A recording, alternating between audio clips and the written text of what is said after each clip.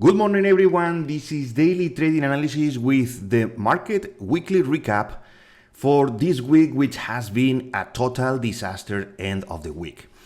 We got pretty good economic data on the CPI and PPI, inflationary pressures, inflationary preliminary sentiment from Michigan University, and there were very good data. We got the CPI month over month 0.1 beating forecasts and estimates. PPI also below expectations in both core month over month and year over year. We got the Michigan 1-year inflation expectations with a substantial drop from 6.4 expected to 5.1. So this was pretty good because we observed a consistent theme of easing price pressures in both consumer and production PPI. And this is an encouraging trend because it's basically corroborated, confirmed by two of the most important economic US indicators that exist, the PPI and the CPI. Then we got the PCE, which is also reviewed by the Federal Reserve, but having this week's data, it would have been enormous for bullish sentiment because also on the preliminary inflation expectations from the University of Michigan, we are seeing that consumers are expecting lower inflation, and that's encouraging. So this is, as I said, encouraging this inflationary trend.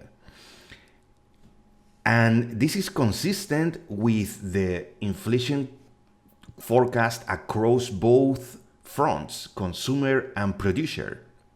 And these forces made traders to significantly increase their bets on Federal Reserve rate cuts. Market pricing now strongly indicates expectations for the Fed to begin its easing cycle in September. We are going to see how yields are being adjusted. And basically, let's see it right now.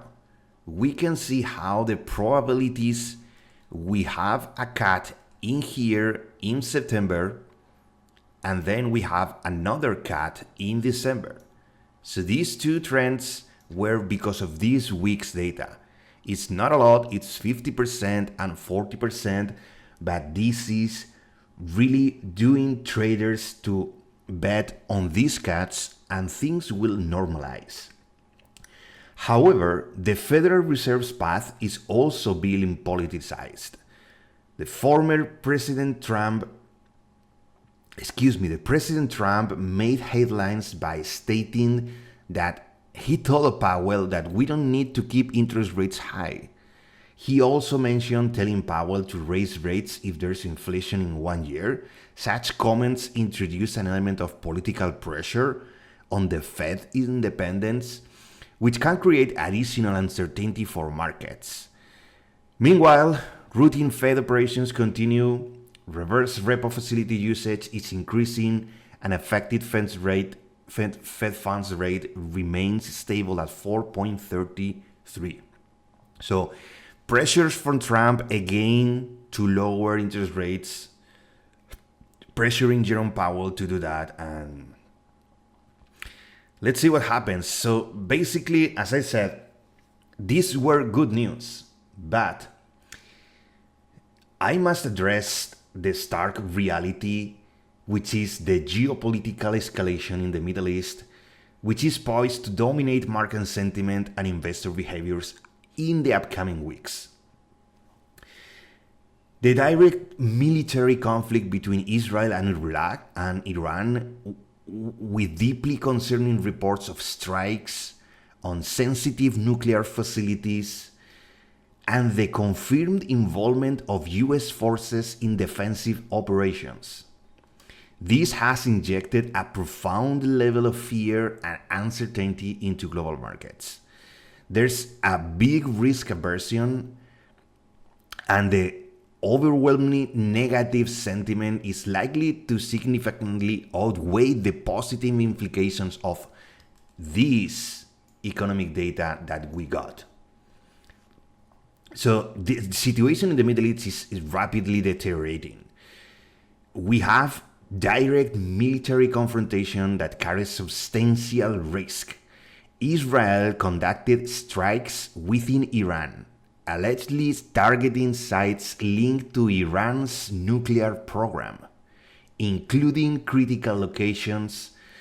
And there were also unconfirmed but alarming reports concerning nuclear complex in Israel is being hit. This aggressive military posture from Israel was met with significant retaliation from Iran. So we have both parties fighting. Iran launched multiple waves of drones and missiles towards Israel territory, towards Tel Aviv. While many of these projectiles were reportedly intercepted by the Israel Big Dome, some apparently hit their targets, with casualties, escalating conflict beyond mere posturing. We have a big war in our hands, another one.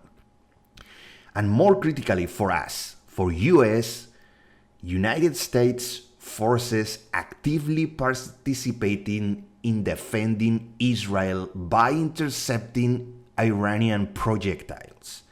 So it's not only Israel and Iran. The US is also involved siding with Israel.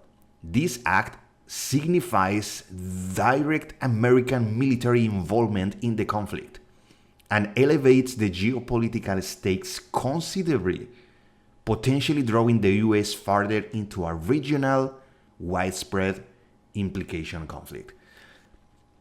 So, the threats are real. The war is real, and US involvement is real.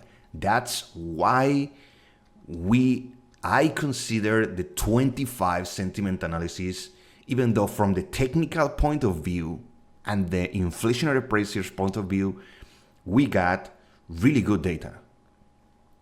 Also, in terms of earnings, we got Adobe and Oracle both really beating expectations. Oracle was really pushing technology stocks higher before the conflict. Both beat estimates and both are really looking really good. But let's move into the charts to really see the first signal of concern. Because basically, the immediate market reaction to these events, Israel-Iran conflict, has been obviously a predictable and sharp surge in global oil prices. This is crude oil futures, CL. This jumped on a daily basis 7.26%.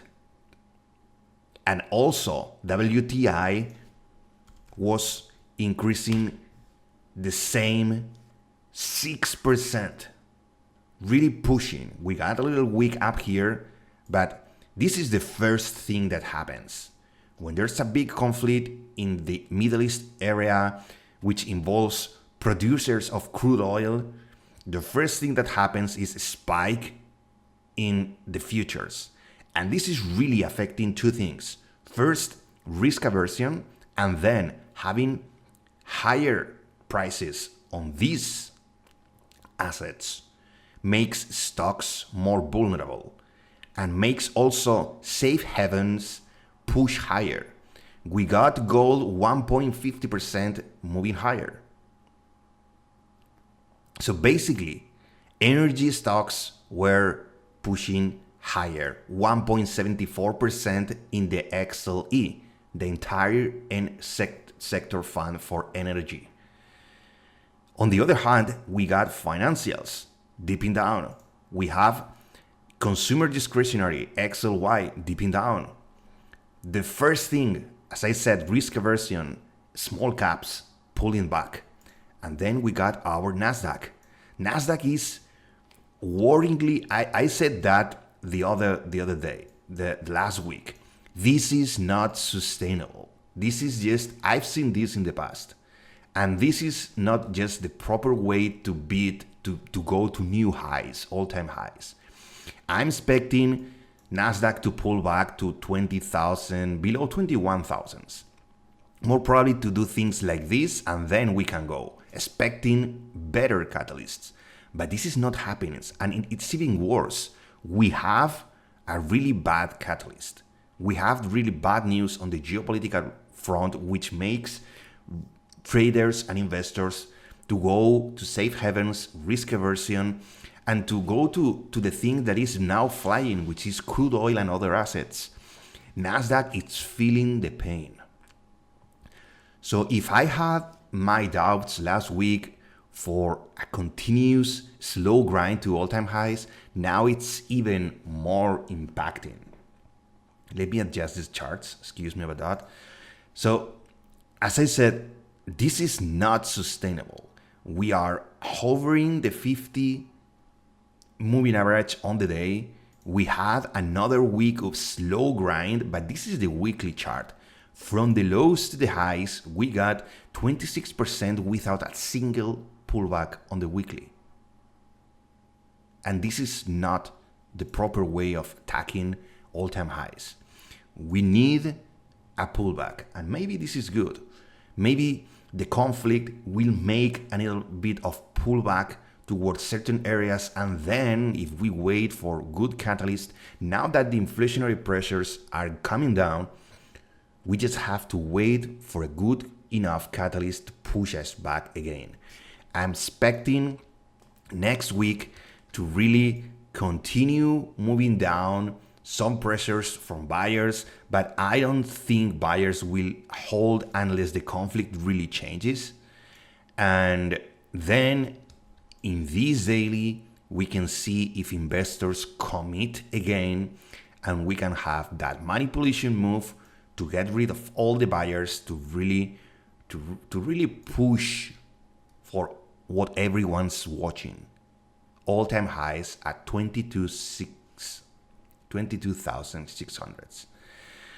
Apart from that, more correlations, convergences with the dollar. Dollar is double bottoming, and it's going to be, I think, it's going to be bought by these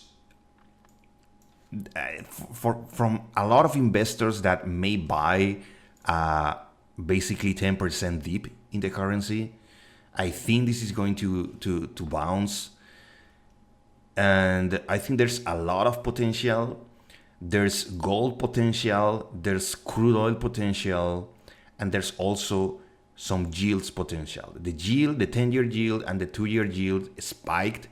Now the curve is looking even worse. As I said, we are expecting 2 interest rate cuts this year starting in September, but we have the entire summer to wait for that. And a lot of things can happen in 1 week, as we saw this week. So my main concern is this weekend. This weekend with markets closed, let me just quickly check. Yeah, Bitcoin is just minus 1%. Bitcoin is open, remember that. And we got a new all-time highs, but I mean, risk aversion is really hitting. After this day of 4%, we just dropped 4% in 3 days. And this weekend with markets closed, I think it's good because we are going to cool down a bit, and we are going to watch what happens with the conflict and how things escalates. And on Monday, we will see. Next week, we will see.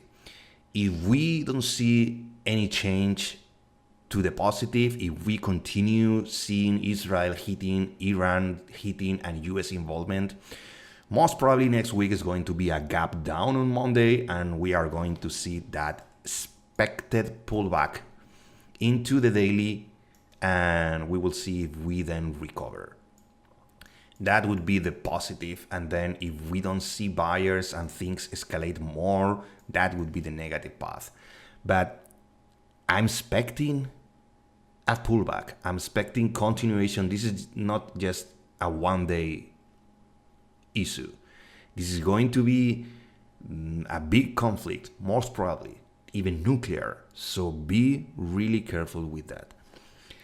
That's all from my side. As always, thank you for your time. If you found this video useful, please give it a like, subscribe to the channel. I upload videos like this one every Saturday in which we cover the entire week from fundamental to economic indicators, from sectors, correlations, divergences, a lot of assets, discovery, my analysis, a lot of things. So if you are new, welcome to the channel.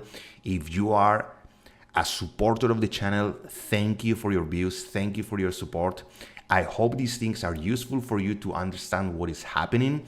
But remember, discipline, patience, and risk management are key for your success. Stay safe, everyone. Have a good weekend and see you on Monday.